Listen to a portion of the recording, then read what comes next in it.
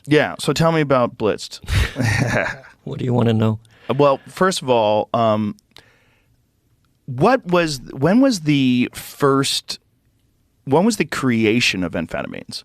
And when did it start getting utilized by military and by people like Hitler? Well, there's like a rumor going on that it started at the Olympic Games in Berlin 1936 because an Afro-American athlete named Jesse Owens was running faster than the white Aryan German superheroes, jumping further and winning, I think, 5 gold medals. The rumor was he must be on something. Similar kind of to Anslinger, like the jazz people. They're only so good because they're on something, you know? Right.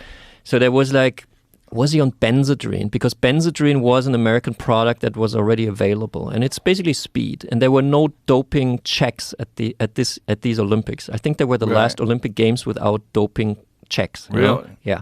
So you could basically take everything. But it's never, no one knows if Jesse Owens, he was just good, you know? Right. So, but there was a guy called Theodor Temmler who was the head of the Temmler factory. And he said to his chemist Fritz Hauschild after the Olympic Games, we have to create a better amphetamine, like a better than the American amphetamine. This can never happen again. That like an Afro-American is faster than our white guys, you know. So and then Hauschild was the chemist's name. He did research about amphetamines, and he found that in Japan, a chemist called Nagai in 1917, quite a while ago actually. This was in 1936, so already 19 years earlier, a Japanese chemist had made methamphetamine, and methamphetamine is stronger than amphetamine. So Hauschild thought, I'm going to make a new methamphetamine. So he found a new way of synthesizing meth. You know, there's different ways you can make meth, I guess, and he found a specific way that this Temmler company then patented. The patent was issued in Berlin in October 1937, and then they put it on the market in 1938.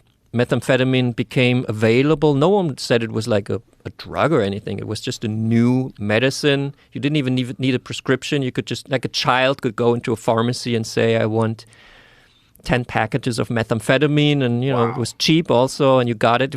It was branded as Pervitin. Pervitin, we say in German. There it is. There's Pervitin. And Pervitin then became very, fashionable. Look how innocuous that little container looks. Who would imagine that's how they sell meth? Nuts. I think this could already be, and I'm going to get to this in a second, for the military. But first it was a drug that was just on the market in the civil society. There was no war yet in 1938. 1938 was actually kind of the height of the Hitler regime. Like, people loved him. There was full employment. I mean, there was oppression against the Jews, but if you were like a National Socialist, you thought that was good, basically. So the problem was, there were many problems, but the reality was that it was like a steam engine. Like, the society was really working. Everyone had a job.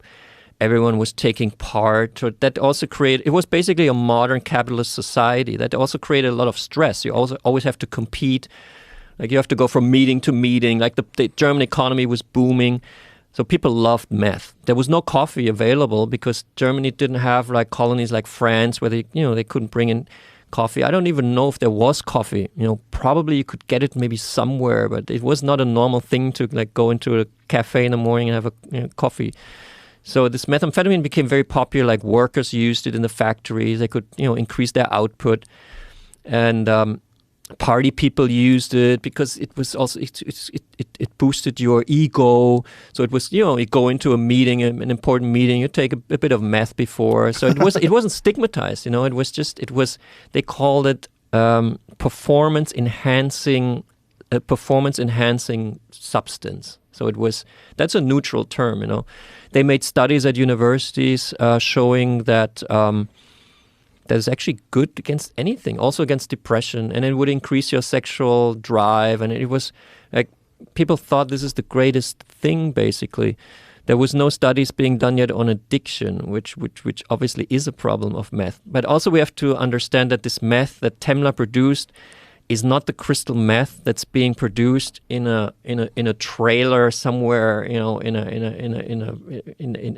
a southern state or so. I don't know. It's a different. It was made by a pharmaceutical company.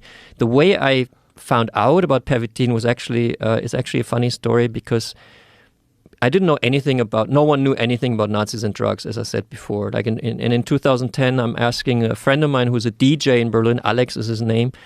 I said to him, what should I write about next? What should my next book be? Because I'd written 3 novels, and I was about to write the 4th novel, and he said, you should write about Nazis and drugs. I said, well, but they didn't take any drugs, and he said, they did. And I said, how do you know? No one's ever talked about this before. And he said, well, yesterday I received Pervitin, which I said, what is Pervitin? He said, well, it's methamphetamine from the Third Reich. Third Reich being a propaganda term by the Nazis. That's why I like to say the so-called Third Reich. How did this happen? He had a friend who was an antique dealer, and in 2010, this antique dealer in East Berlin had purchased, in an apartment where people died. Then the antique dealers come in and they take furniture, they pay maybe a little. He bought a medicine chest, and he opened the medicine chest, and there was Pervitin inside from the 1940s. And that antique dealer, who was a friend of Alex the DJ, he looked at it and it said on the package, contains methamphetamine. He's like, what? So he took it with his partner. They were curious, And I later met this guy, and he said for 1 month we took this Pervitin, and it was so great. He said it was not too strong. It made us happy. We were very active. We worked a lot. We had great sex. It was great. And then Alex, the DJ, being very interested in all kinds of drugs, he also took it. And he told me this in my writing tower in Berlin. He said, after the first Pervitin, I could feel that something's coming on, that there was increased energy level. And then I took another one. And these are pills which were 70 years old, and they were still working. And then I took a third one, and my writing tower was right at the river in Berlin, and there was a big ship passing by, and he said, and I felt like this ship when the big engine is turned on, and the Schub, the push of the engine, moving the whole big ship forward. That's how I felt after 3 tablets.